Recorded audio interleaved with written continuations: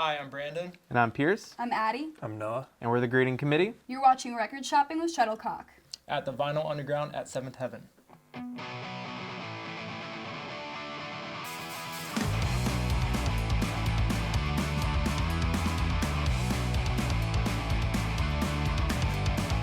can start with my record. I got Miles Davis, Evil Live. This record came out, I believe, 1971. And this is kind of around the time like Jimi Hendrix and blues and just electric rock music was dominating. And like Miles Davis had to make a pivot into like, doing his old kind of more kind of blues jazz stuff into like this rock crazy kind of reinvent himself. And I kind of have a nostalgia to this because I would always go see my girlfriend up at KU and she always had this record on her wall. So it's kind of an ode to her as well. But the first track, Savad, if I remember that correctly, is like just such a ripping track, and I would always hear that track and like be amazed by it. And it's also just some of the most beautiful album artwork I've ever seen. So this is my pick. Yeah, and I'm not a Miles expert. Is this like pre or post Bitches Brew? Because he gets kind of crazy. This is like right around the same time. Yeah. So like he kind of just reinvented himself and tried to keep up with like Jimi Hendrix and electric music at that time.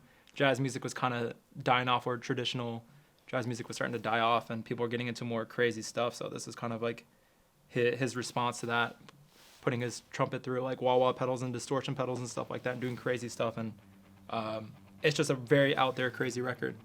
So, yeah.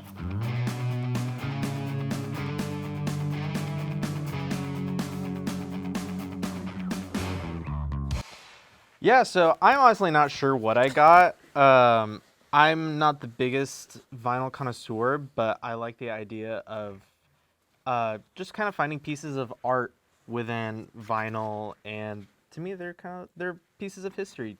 And I like finding things I wouldn't have expected to find on streaming services. So I've got this one that was in the France, I believe it was the France section. The other ones were all easy listening. Outside of that, the covers just caught my eye, and I'm really excited to listen to them. Would you say you're an easy guy for easy listening? I'm an easy guy for easy listening. You can quote me on that. No, and so you have the Song of Norway, and you have the French record. Have you guys done Europe yet, or have you just traveled to Europe? Almost. Almost. Almost. You're about to like pandemic. And, Yeah. Yeah. No good. Yeah, hopefully one day. But yeah, you haven't hit Europe yourself yet.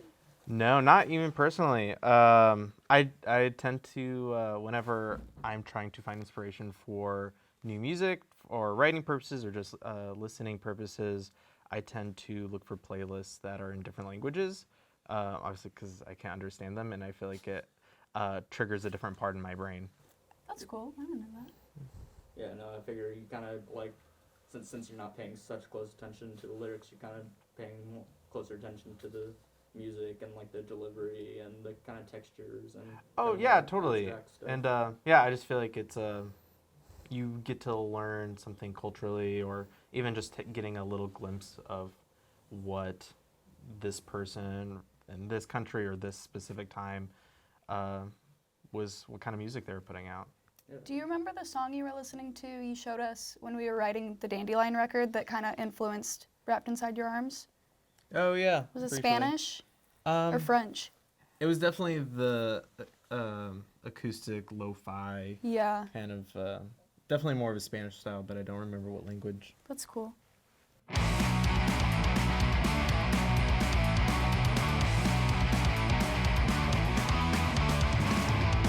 I picked the new Big Thief record. It's called Dragon New Warm Mountain, I Believe in You. Mouthful. I picked this record because we just got off of a month-long tour, and on that tour we made a new friend out of our tour manager in front of house. His name is Camden, and Camden spoke really highly of this record, and I love Camden, but I did not love this record. But I really trusted in him to go give it another listen because I realized I was getting stuck within the first 3 songs. And by not giving it a full listen, I didn't realize how much I'd fall in love with it, and I really did fall in love with it. My favorite song on it is Simulation Swarm, and so I'm excited to bring this home and take a listen on vinyl. Elise also loves the band. Yeah, my girlfriend does love this band, and she'll be really happy when I come home with this record. Best live show I've ever seen too. I'm jealous I missed it. I'm a really big Thief fan, but yeah, it did take me a couple listens to get into this, and I'm really glad. I think it's really cool when you go from not liking a record at all to falling completely in love with it, and I think that just shows that putting time into listening the way that artists put time into making records is really important.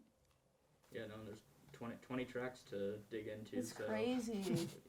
You're bound to like something on Yeah, it probably. And absolutely. No, did you see them at Liberty Hall? Or I did, yeah. Yeah, how was It was crazy. What was it like? Well, the way that they can control a room with 4 people, but one of them only using an amp, really. I mean, Adrienne like only uses her like a capstan Strymon delay pedal, and then it goes right into she relies on like the tube amp to make her sound, and then you have Buck Meek, who's like a virtuoso on the left side, and it's just crazy how much they can fill a sound and fill a room with like 4 people. Really dynamic show.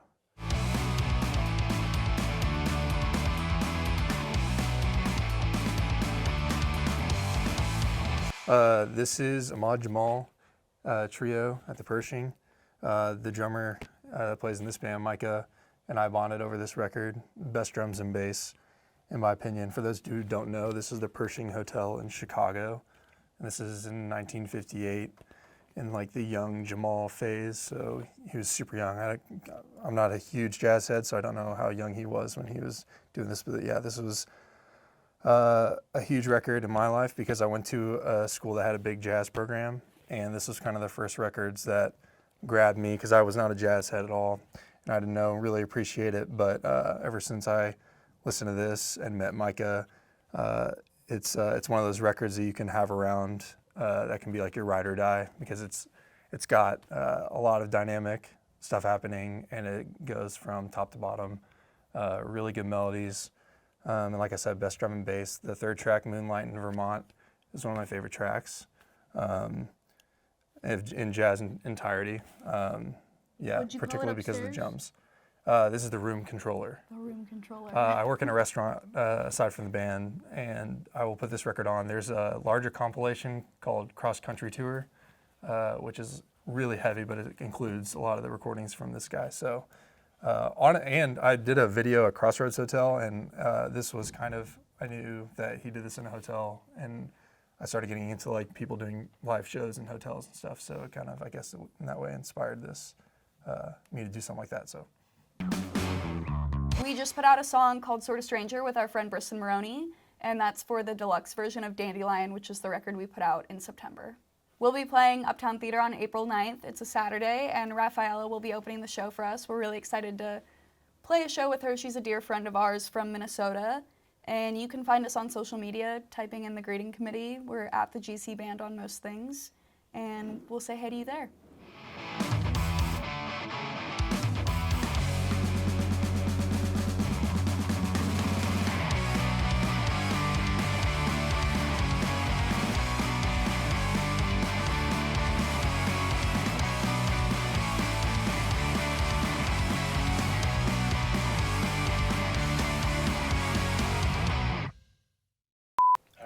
You guys ready? Let's do it. Hi, I'm Brandon. And I'm Pierce. I'm Addie, I'm Noah.